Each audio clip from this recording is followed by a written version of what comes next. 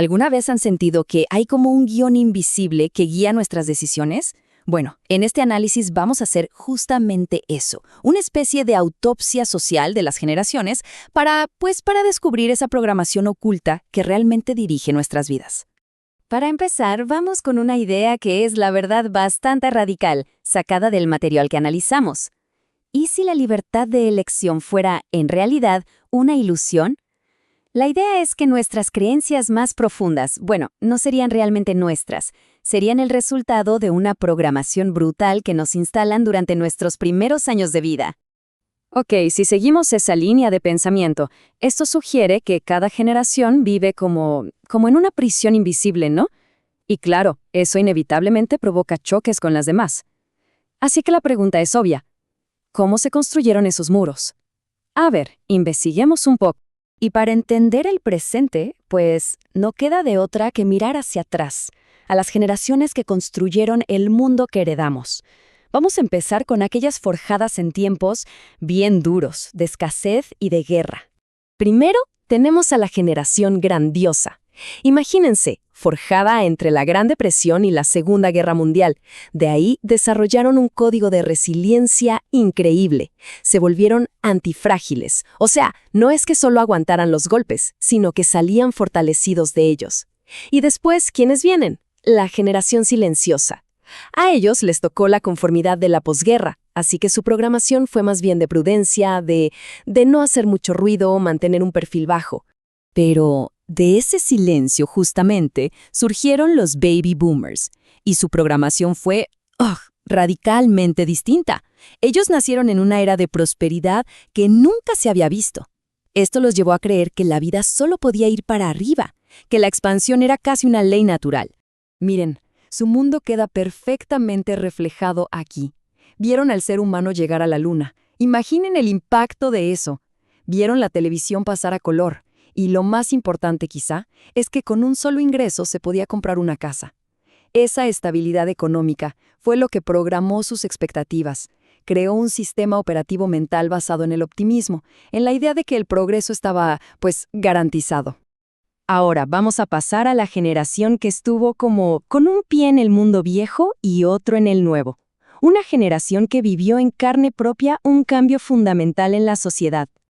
A la generación X le tocó un guión muy diferente, uno lleno de promesas rotas.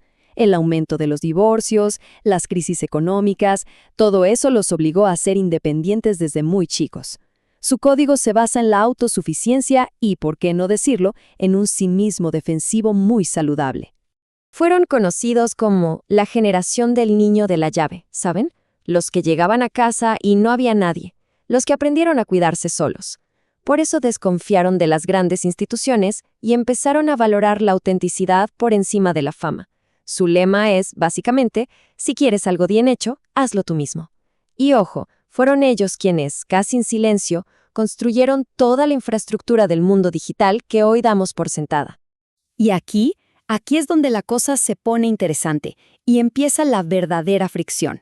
Cuando todos estos programas mentales, estos sistemas operativos diferentes, se ven obligados a interactuar en los mismos lugares. Por ejemplo, en el trabajo. Después llegaron los millennials, programados con una idea central, la adaptabilidad. El sistema les vendió la idea de que si estudiaban, se esforzaban y se endeudaban para ir a la universidad, el éxito estaba asegurado. Pero, ¡pum!, la crisis financiera de 2008 destrozó ese código. Y eso los llevó a redefinir el éxito, a valorar mucho más las experiencias que las posesiones. Y este es el choque en plena acción. Lo vemos todos los días en la oficina. Para un boomer, el trabajo puede ser un sacrificio que se hace por la estabilidad. Para un millennial o un Gen Z, el trabajo tiene que tener un propósito. Uno valora la lealtad, quedarse años en la empresa, las largas horas. El otro valora la flexibilidad, el aprendizaje, las experiencias. Y esto es clave, ¿eh? No es un conflicto de personalidades, es un choque de códigos de supervivencia, forjados en realidades económicas que no tienen nada que ver la una con la otra. Todo este conflicto, de alguna manera, culminó en esa frase que se hizo viral. Ok, boomer. Y no era solo un insulto. Era, en el fondo, una declaración de incompatibilidad. Era como si las generaciones más jóvenes estuvieran diciendo, oye, Tu sistema operativo es obsoleto, ya no puede correr las aplicaciones que necesitamos para resolver los problemas de hoy. Bueno, ahora demos un salto a las generaciones que ya nacieron con un smartphone en la mano. Los que nunca han conocido un mundo sin Internet, cuyos cerebros fueron literalmente moldeados por algoritmos desde el día 1. La programación de la generación Z se basa en dos pilares: conectividad omnipresente e inmediatez. Pero este sistema operativo, tan avanzado en algunos aspectos, viene con una vulnerabilidad crítica, una especie de bug de seguridad. Su atención ha sido secuestrada por el algoritmo, y las consecuencias de eso son profundas. El desafío más grande para ellos es el diseño mismo de las redes sociales. Sus sistemas de dopamina son constantemente bombardeados, lo que los hace muy vulnerables.